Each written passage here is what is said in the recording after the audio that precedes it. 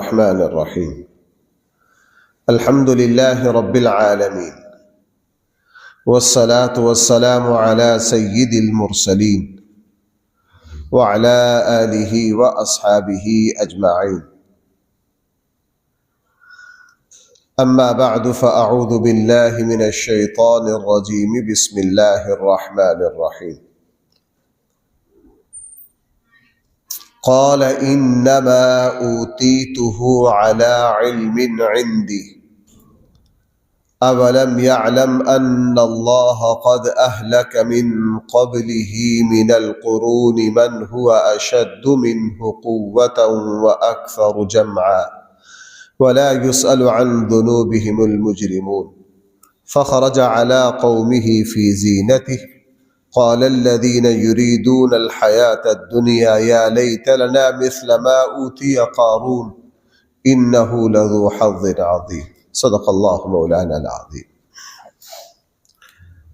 جس وقت لوگوں نے قارون کو سمجھایا، اس پر اللہ تعالیٰ کے انعامات یاد دلائے، اسے یہ کہا کہ تیرے پاس جو کچھ ہے یہ اللہ کا دیا ہوا ہے، اللہ کی عطا ہے، اللہ کا فضل ہے،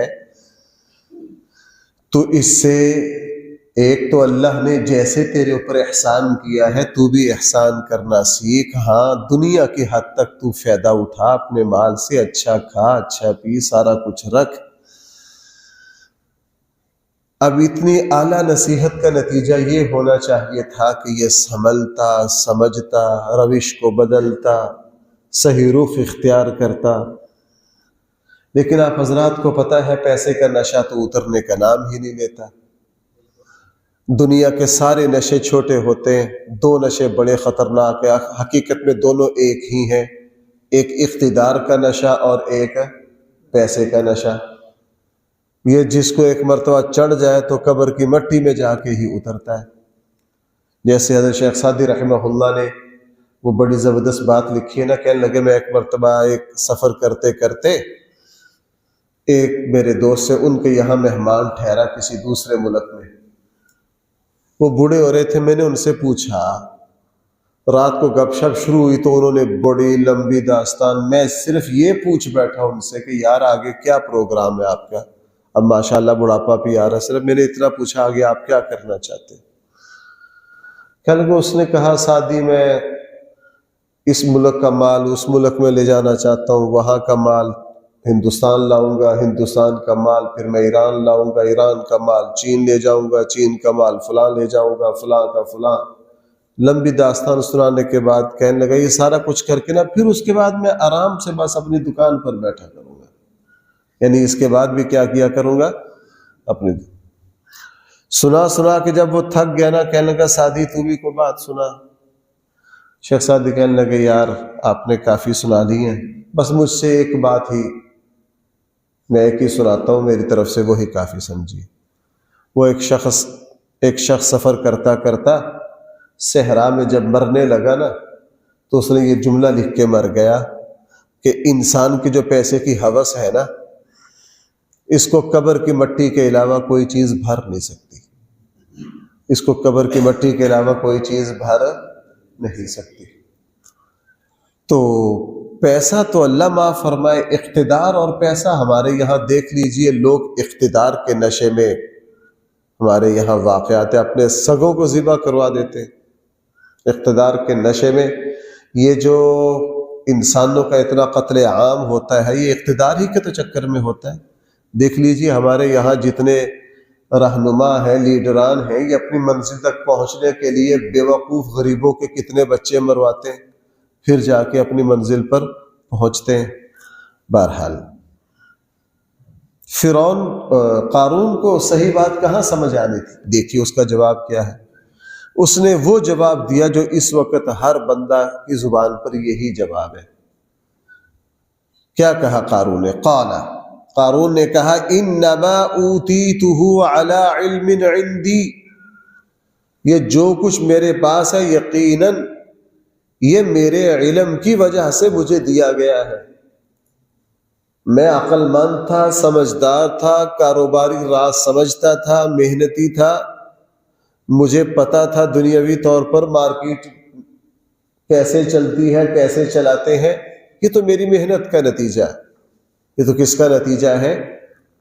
ہر بے وقوف انسان ملنے والی کامیابیوں کو اپنی محنت کا نتیجہ سمجھتا ہے، اور ہر عقل مند مومن اور مسلمان تمام ملنے والی کامیابیوں کو اللہ کا انعام سمجھتا ہے۔ کم ایمان ایسا شخص جاہل ہوگا، بے وقوف ہوگا، نادان ہوگا، جو یہ سمجھے گا، اور میں عرض کر رہا ہوں آج کل ساری دنیا بھائی یہی سمجھی بیٹھی ہے۔ آپ کسی سے اس کی داستانیں سن لیجئے، وہ بتائے گا جی میں نے پھر یوں کیا، فلاں کیا، فلاں کیا، فلاں کیا، فلاں کیا، وہ اپنی لمبی داستان سنائے گا۔ جس اللہ نے یہ جسم دیا تھا، جس اللہ نے یہ عقل دی تھی، جس اللہ نے یہ جسم میں قوت دی تھی، یہ سمجھ دی تھی، اس اللہ کا کہیں کوئی تذکرہ نہیں ہوگا، کوئی تذکرہ نہیں ہوگا۔ یہ قارونیت ہے بھائی، یہ کیا ہے؟ یہ قارونیت ہے، یہ قارونیت ہے کہ انسان ہر کامیابی کو اپنی صلاحیتوں کا نتیجہ سمجھے، اور ایسا شخص ناکام بھی ہوتا ہے۔ ایسا شخص کیا ہوتا ہے؟ قرآن کریم دیکھو، ہمارے آقا صلی اللہ علیہ وسلم میدان بدر میں کافروں پر وہ پھینکا کہ نہیں ریت کے ذرات، رسول اللہ صلی اللہ علیہ وسلم نے جتنی تدبیریں کی کافروں کے خلاف، قرآن ان کا تذکرہ میں یہ نہیں کہتا آپ نے کیا۔ وَيَمْكُرُونَ وَيَمْكُرُ اللَّهُ وَمَكَرُوا وَمَكَرَ اللَّهُ۔ اللہ تعالیٰ ہر جگہ یہ فرماتے ہیں جناب نہ، ظاہر میں آپ کر رہے تھے، اور حقیقت میں کون تھا؟ اللہ تعالیٰ تھے۔ وَلَقَدْ نَصَرَكُمُ اللَّهُ بِبَدْرٍ، ہم نے بدر میں تمہاری مدد کی، ہم نے حنین میں تمہاری مدد کی۔ اللہ کے نبی آپ نے بدر میں وہ ریت اٹھا کے یوں پھینکا، اور مٹھی بائی کس کی تھی؟ حضور کے لیے۔ یہ کس نے پھینکا تھا؟ قرآن کہہ رہا سورہ انفال کے دوسرے رکوع میں کافروں کے آنکھوں میں گیا، حضور نے پھینکا۔ دیکھنے والوں نے یہی دیکھا کہ کس نے پھینکا؟ نبی کریم صلی اللہ علیہ وسلم۔ اللہ کیا کہہ رہے ہیں؟ کس نے پھینکا؟ یہ ہم نے پھینکا، یہ ہم نے پھینکا ہے۔ اس لیے بار بار میں عرض کر رہا ہوں، جو بھی کامیابی ملے اس کو اپنی ذہانت کا نتیجہ سمجھنا، اپنی ذہانت کا نتیجہ سمجھنا۔ بھائی یہ کیا ہے؟ یہ قارونیت۔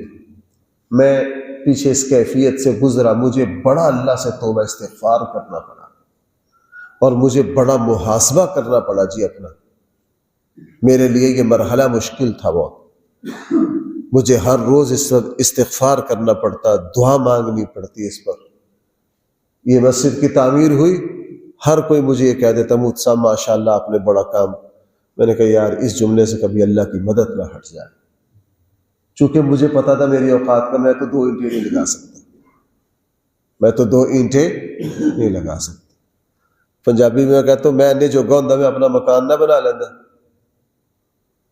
میں اتنے پانی میں ہوتا تو میں اپنا مکان نہ بنا لیتا۔ تو جب یہاں افتتاح تھا میں نے اس میں بھی عرض کیا تھا کہ بھائی، اور یہ حقیقت ہے، سچی بات یہ کہ دل میں بھی اللہ کے فضل سے یہ اتنا بڑا کام ہو گیا، میں دنیاوی معاملات میں مجھے الف با کا بھی پتہ نہیں، مجھے دنیاوی چیزوں کا پتہ نہیں ہے۔ میں سارا دن پڑھنے اس دنیا میں رہا ہوں، مجھے دنیاوی چیزوں کا کوئی پتہ نہیں۔ جس کی تعمیر سے پہلے یہ پتہ نہیں تھا سیمنٹ کہاں سے لیتے ہیں، ریت کہاں سے لیتے ہیں، بجری کہاں سے لیتے ہیں، یہ کیا کرتے ہیں، کس طرح بنتا ہے، کوئی پتہ نہیں تھا۔ یہ 100% میں آپ سے سچی بات عرض کروں، اس تعمیر کا باطنی سبب بھی اللہ ہے اور ظاہری سبب بھی کون ہے؟ اللہ ہے۔ ہمارے اندر تو ظاہری سبب بننے کی اہلیت بھی نہیں تھی، یعنی ہم تو ظاہری سبب کے طور پر بھی استعمال ہونے کے قابل نہیں تھے، حقیقی طور پر تو ہم کہاں استعمال ہوتے، ہماری اوقات ہی نہیں تھی۔ اور صرف یہ نہیں، آپ بھی اپنی زندگی میں دیکھیں، میں بھی اپنی زندگی میں دیکھوں، میں 3 مرتبہ میں آپ کو 2001 میں نے جب قرآن سنایا نا، قرآن تو میں بہت پہلے سے سناتا آ رہا تھا، میں نے پہلا قرآن 94 میں سنایا، 94 سے میں مسلح سناتا تھا۔ 2001 میں جب قرآن سنایا نا تو میں نے اپنی زندگی کے بارے میں اللہ تعالیٰ سے 3 دعائیں مانگی پورا رمضان، اور وہ تینوں دعائیں میری حیثیت اور میری اوقات سے بہت اوپر کی تھی، یعنی میرے پاس ان تینوں دعاؤں کا کوئی سبب نہیں تھا، اور ان 3 چیزوں نے ہی زندگی میں آگے بہت اثرات ڈالنے تھے اور ڈلے، انہی کی وجہ سے زندگی کا رخ پلٹا۔ اللہ سے دعا مانگی، اسباب کی حد تک ان تینوں کی کوئی چیز ہمارے پاس نہیں تھی، اللہ تعالیٰ نے ان تینوں دعاؤں کو قبول کیا، اور ان تینوں دعاؤں کو قبول کر کے زندگی کے رخ کو ایک بہترین اسلوب پر چڑھا دیا۔ اب میں وہ سمجھتا ہوں کہ وہ کس کا فضل ہوا تھا۔ اب کل کو کہیں جی ہم نے یوں کامیابی حاصل کی، ہم نے یہ کر دیا، ہم نے فلاں کر دیا، میں نے۔ انسان بڑی بڑی باتیں کرتا ہے بھائیو، حقیقت میں سارا کچھ پیچھے کون کرتا ہے؟ اللہ کرتا ہے، اللہ کرتا ہے۔ اور پیچھے سے جب اللہ تعالی چابی بند کر دیتے ہیں نا تو انسان زور لگا لیتا ہے، انسان زور لگا لیتا ہے، کچھ بھی نہیں ہوتا۔ اس لیے یہ بہت بدترین جملہ ہے قارون کا، اور بھائیوں میں جو اتنا زور دے رہا ہوں اس واقعے پر، میرے اور آپ کے لیے بہت سبق ہے۔ یہ جملہ کبھی بھی ہماری زبان پر نہ آئے کہ اے میں کیتا، یہ میری محنت کا نتیجہ، میں ایویں کرتا، میں فلاں کرتا، یہ کبھی بھی زبان پر نہ آئے۔ سب کچھ کون کرتا ہے؟ اللہ کرتا ہے۔ قال انما اوتیتہ علی علم عندی، اللہ نے اس کا کیا جواب دیا؟ اللہ نے کہا اچھا جناب سارا کچھ تم کرتے ہو، اولم یعلم ان اللہ قد اہلک من قبلہ من القرون، کیا نہیں جانتا وہ قارون، ان اللہ یقیناً اللہ تعالی نے، قد اہلک من قبلہ من القرون ہلاک کر دیے اس قارون سے پہلے بہت سے لوگ، بہت سی قومیں جو یہ کہتی تھی یہ سارا کچھ کس نے کیا ہے؟ میں نے کیا ہے۔ اللہ نے ان کو کیا کر دیا؟ تباہ و برباد کر دیا۔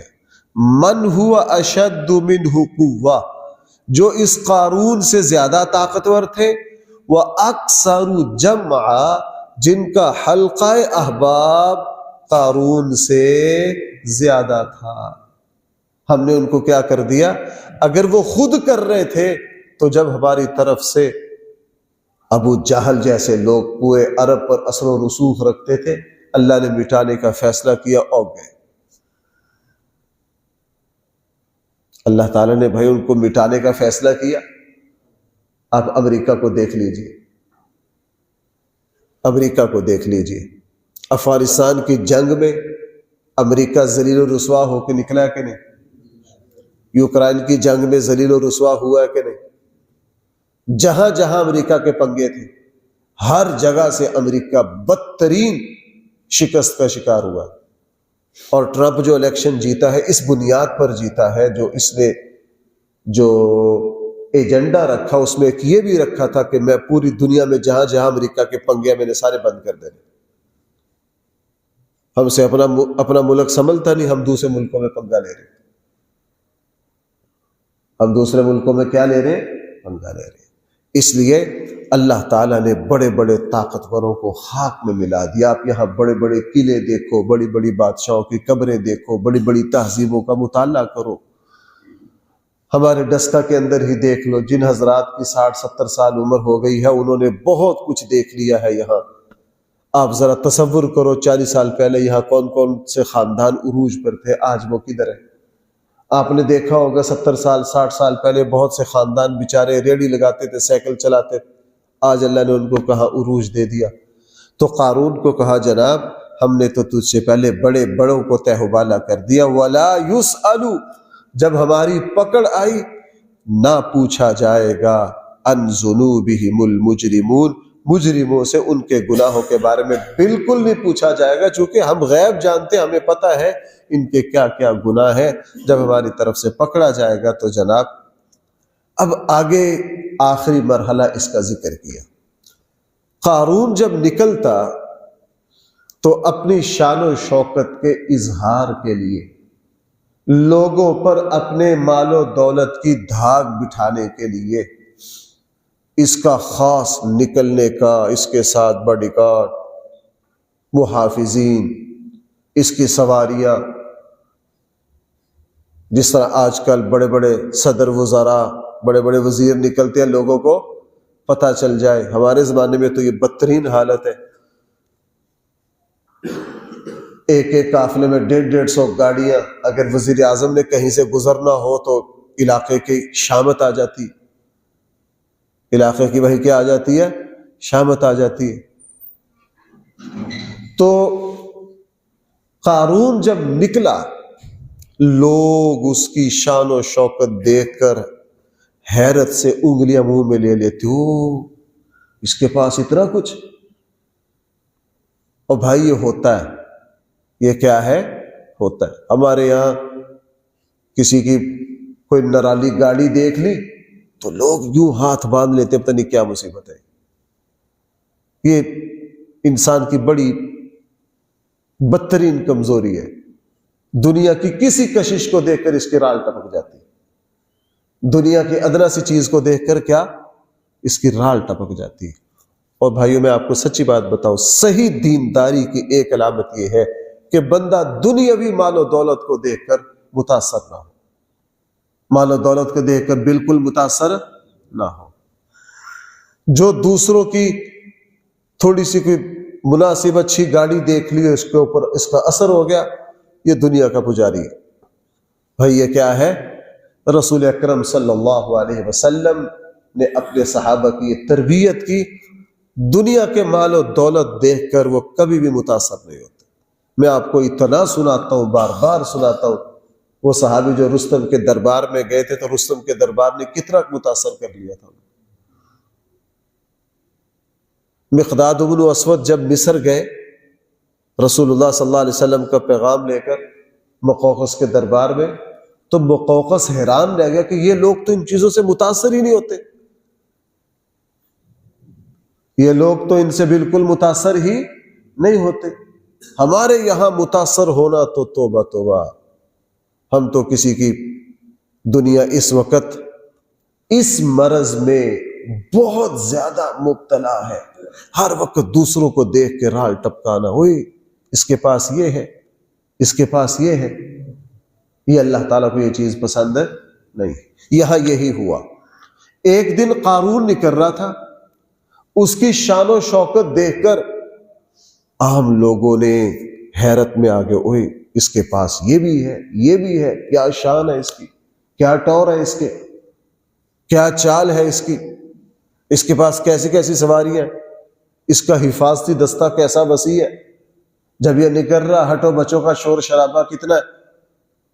جب لوگ یہ دیکھ رہے تھے تو وہاں قرآن نے فرمایا، اللہ کے نیک بندے بھی تھے، انہوں نے کہا تھا، پاگلو یہ چیز کو مر مٹنے والی نہیں ہے، یہ تو مکڑی کا جالا ہے، بچو اس سے، یہ تو کیا ہے، مکڑی کا جالا ہے، بچو اس سے، یہ چیز کوئی فخر والی نہیں ہے، یہ چیز کوئی فخر والی نہیں ہے، کوئی عزت والی نہیں ہے، یہ تو ساری دنیا کی کشش ہے، یہ وقتی ہے۔ لیکن لوگوں کو سمجھ نہ آیا۔ چند دن کے بعد جب قارون پر اللہ کا عذاب آیا، پھر سب کی آنکھیں کھلی، جو رال ٹپکاتے تھے وہ بھی حیرت زدہ ہو گئے۔ اس دن کہہ رہے ہو ہم پر اللہ کا فضل ہو گیا، ہم پر کیا ہو گیا، اللہ کا فضل ہو گیا۔ اس لیے بھائیو یہ پورا واقعہ مجھے اور آپ کو ایک بات بتلا رہا ہے، یہ جو دنیاوی شان و شوکت ہے یہ بہت بودی اور بیکار چیز ہے، بہت عارضی چیز ہے۔ ہمارے یہاں اب مزاج بن گیا ہے، میں تو اس کی یہ بات میں بار بار کرتا ہوں کہ ہمارے مولویوں میں بھی یہ حرکت آ گئی ہے۔ ڈھنگ کا مولوی صاحب عالم دین خطیب وہی ہے جس کے پاس گاڑی جاتی ہو، جس کے ساتھ 2-3 بندے ہو، 3-4 تصویریں اتارنے والے ہو۔ ہمارے مولویوں میں یہ عجیب لعنت اور فیشن آ گیا۔ بلکہ اب میں تو ایک نئی ایٹم دیکھ رہا ہوں مولویوں کی، میں نے پہلے نہیں دیکھی. ہمارے یہاں ایک نئی ایٹم آئی ہے کہ جی جو خطیب صاحب جہاں تقریر کرنے جاتے ہیں ان کا سپیکر بھی اپنا ہوتا ہے.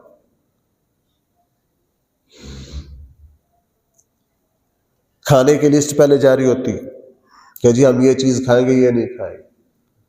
4 بندے ساتھ ہوں گے اور موبائل والا مستقل بندہ رکھ لیا، تنخواہ دیتے ہیں، جہاں جانا ہے جہاں میں یہ جتنے بڑے بڑے نعت خواں آتے ہیں ان سب کے ساتھ تصویروں والے، ویڈیو بنانے والے اپنے مستقل ملازم ہیں. مستقل کیا ہے؟ ملازم. اللہ معاف فرمائے. حقیقت یہ بھائی جب دل میں غیر اللہ ہو تو انسان یہی کچھ کرتا ہے. بھائی جب دل میں کیا ہو؟ دل حریص ہو، لالچی ہو، اور جب دل اللہ کی معرفت میں ڈوبا ہوا ہو. ہمارے آقا صلی اللہ علیہ وسلم سے اللہ تعالیٰ نے یہ فرمائش کی آپ کے لیے احد پہاڑ، تو کیا فرمایا؟ نہیں. اور اللہ کے نبی کی تو شان بہت اونچی تھی، اللہ کے نبی کے شاگردوں کی یہ شان تھی. حضرت عمر کے زمانے میں کیا کچھ نہیں آیا، حضرت عمر کو کوئی متاثر کیا؟ سوال ہی پیدا نہیں ہوتا. کوئی لینا دینا نہیں، مال و دولت کے ڈھیر لگ گئے لیکن اس کی کوئی پرواہ. حضرت عثمان غنی رضی اللہ عنہ کے زمانے میں تو فتوحات کی حد ہو گئی نا، عالم اسلام پھیلتے کدھر سے کدھر چلا گیا. لیکن ذاتی طور پر جب حضرت عثمان غنی کو شہید کیا گیا، ان کے پاس کچھ بھی نہیں تھا سوائے 1-2 اونٹنیوں کے، وہ بھی کس لیے رکھی ہوئی تھی؟ حج کے لیے رکھی ہوئی تھا ہی کچھ نہیں. کیوں؟ یہ لوگ سمجھے ہوئے تھے کہ یہ جو دنیاوی چمک دمک ہے یہ تو نظر کا دھوکہ ہے. اور بھائی یہ حقیقت ہے. یہ کیا ہے؟ یہ نظر کا دھوکہ ہے، یہ نظر کا دھوکہ ہے. قرآن اس کو کہیں میل کچیل کہہ رہا ہے، کہیں متاع کہہ رہا ہے، قرآن کہیں اس کو وقتی زینت کہہ رہا ہے. قرآن کریم ایسے لفظوں سے تعبیر کر رہا ہے جو انسان کو دھوکے میں مبتلا کرتے. اب ذرا عبرت سے دیکھیے قرآن یہاں کیا کہہ رہا. فخرج علی قومہ، ایک دن قارون نکلا اپنی قوم کے سامنے، فی زینتہ، اپنی پوری شان و شوکت میں.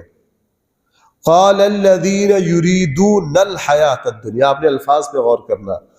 کہا ان لوگوں نے جو دنیا کے پجاری تھے، کہا ان لوگوں نے جو دنیا کی زندگی کو چاہتے تھے، جو دنیاوی شان و شوکت پر مر مٹتے تھے، انہوں نے کیا کہا؟ یا لیت لنا، اوئے ہوئے ہوئے، ہائے افسوس، مثل ما اوتی قارون، یہ قارون کو کیا کچھ دیا گیا. الفاظ دیکھیے آگے، انہ لذو حظ عظیم، وہ اس کو تو بہت بڑا حصہ، اتنا کچھ ہے اس کے پاس، اتنی جائیدادیں ہیں اس کے پاس. وہ بات بار میں آپ کو بتاتا ہوں، جنرل قذافی کی کسی زمانے میں ہمارے بچپن میں تفصیل چھپا کرتی تھی کہ اس کے جو خیمے ہیں یہ کس معیار کے ہیں. 10 ٹرک خیمے اٹھاتے تھے، 600 700 800 محافظ. اچانک صحرا میں، آپ کو پتا جب اس کو مارا گیا، اس کی لاش جب چھپی، اس کی لاش کی تصویر جب میڈیا پر آئی تو ہسپتال سے کوئی لاش وصول کرنے والا نہیں تھا، لاش وصول کرنے والا نہیں تھا. آپ یہ، مجھے بڑی برت ہوتی ہے بھائی اس میں، یہ جو بڑے بڑے بادشاہوں کے جنازے کی تصویریں آتی ہیں نا تو بندہ حیرت زدہ ہوتا ہے، حیرت زدہ ہوتا ہے. یہ کون ہے جی؟ یہ سعودی حرمین خادمین ہیں، فلاں ہیں. اب جہاں آپ اندازہ لگائیے، مجھے پاکستان کے ایک صحافی نے لکھا کہ ہم شاہ عبداللہ سے ملنے گئے، ہم 8 صحافی تھے، ہم 8 کے 8 صحافیوں کو جو تحفہ دیا گیا وہ راڈو گڑی دی گئی جو اتنی تھی. ہمیں پتہ چلا کہ خادم حرمین ماہانہ میں ایک مہینے میں کچھ 100 گھڑیاں لوگوں کو دیتے. کتنی گھڑیاں؟ 100. اب جب جنازہ کی تصویر چھپی تو وہی جناب سفید کفن ہے، وہی سفید، وہی زمین پر پڑا ہوا ہے بے یار و مددگار. اللہ تعالیٰ نے نشان عبرت بنا دیا، اللہ تعالیٰ نے نشان عبرت بنا دیا. اور یہ حقیقت مجھے اور آپ کو سمجھ، جو سکہ ہمیشہ چلے گا، جس پر زوال نہیں ہے، وہ سکہ صرف ایمان اور نیک عمل کا ہے۔ باقی سارے سکے کھوٹے ہیں، صبح کو چلتے ہیں شام کو کھوٹے ہو جاتے ہیں، شام کو چلتے ہیں صبح کو۔ وہ سکہ جو کبھی کھوٹا نہیں ہوتا، جس کی شان قبر میں بھی چمکے گی، میدان محشر میں بھی چمکے گی، بھائی وہ کون سا سکہ ہے؟ وہ ایمان اور عمل صالح، اس کی۔ اچھا، جب لوگ یوں تبصرے کر رہے تھے، وقال الذین اوتوا العلم، کہا ان لوگوں نے جن کو علم دیا گیا تھا، ویلکم ثواب اللہ، اور تمہارا ستیہ ناس ہو، ثواب اللہ، اللہ کا ثواب، خیر، بہت اعلیٰ ہے، لمن، اس شخص کے لیے، آمنہ، جو ایمان لایا، وعمل صالحا، اور جس نے، یہی بات تو میں نے عرض کی ہے، میں ذرا سادی زبان میں عرض کر رہا ہوں کہ جو سکہ کبھی بھی کھوٹا نہیں ہوگا وہ کیا ہے؟ ایمان اور ہاں۔ ان لوگوں نے کہا بے وقوفو، یہ جو چاندی سونا چاندی ہے یہ آج ادھر کل ادھر، اس کا کوئی لینا دینا نہیں، تم مومن ہو، تمہارے پاس اصل سکہ ہے، تم مومن ہو، تمہارے پاس کیا ہے؟ اصل سکہ ہے۔ وَلَا يُلَقَّاهَا إِلَّا الصَّابِرُونَ، اور یہ چیزیں تو صبر کرنے والوں کو ملتی ہیں۔ فَخَسَفْنَا بِهِ، پھر ایک وقت آیا اللہ تعالیٰ نے اس کو بھی غرق کر دیا، وَبِدَارِهِ، اور اس کی کوٹھی اور محلات سمیت اللہ تعالیٰ نے قارون کو بھائی کیا کر دیا؟ غرق کر دیا۔ اس کی تفصیل انشاءاللہ کل صحیح ساتھ سے۔ اللہ تعالیٰ ہم سب کو صحیح فہم عطا فرمائے۔ الحمدللہ رب العالمین، والصلاة والسلام علی سید الانبیاء والمرسلین وعلی آلہ واصحابہ اجمعین۔ ربنا آتنا فی الدنیا حسنہ وفی الآخرۃ حسنہ وقنا عذاب النار۔ بھائی ہمارے درس کے شریک ہے، ان کی ہمشیرہ کا کل انتقال ہو گیا، ان کے لیے دعا کر دیجئے، اللہ تعالیٰ ان کی ہمشیرہ کی کامل مغفرت فرمائے، اللہ تعالیٰ ان کی ہمشیرہ کی آگے کی ساری منزلیں آسان کرے، اللہ تعالیٰ ان کی قبر کو حد نگاہ تک وسیع کرے۔ اس طرح بھائی ہمارے محترم پروفیسر لیاقت صاحب، ان کے کوئی دوست ہیں، وہ بھی پروفیسر ہیں، وہ گردے کی تکلیف میں مبتلا ہے، ان کے لیے دعا کر دیجیے، اللہ تعالیٰ ان کو شفائے کاملہ عاجلہ مستمرہ عطا فرمائے، اللہ تعالیٰ ان کو اس مرض سے شفا عطا فرمائے۔ اے اللہ ہمارے سارے مریضوں کو شفا عطا فرما۔ یہاں بھائی ہمارے ایک نوجوان آتے ہیں، وہ بھی بیچارے گردوں کی تکلیف کا سامنا ہے ان کو بھی، ان کے لیے بھی دعا کر دیجیے۔ اے اللہ ہم سب کو شفا عطا فرما، ہمارے بیماروں کو، ہمارے عزیزوں میں پیاروں میں جو بیمار ہے اللہ سب کو شفا عطا فرما۔ اے اللہ ہم سب کی جتنی زندگی ہے اے اللہ صحت کے ساتھ اور عزت کے ساتھ، خیر و عافیت کے ساتھ مکمل کر دیجیے۔ اے اللہ ہم سب کو صحت اور عزت کی نعمت سے مالا مال فرمائیے۔ صلی اللہ تعالی علی خیر خلقہ سیدنا مولانا محمد وآلہ واصحابہ اجمعین برحمتک یا ارحم الراحمین۔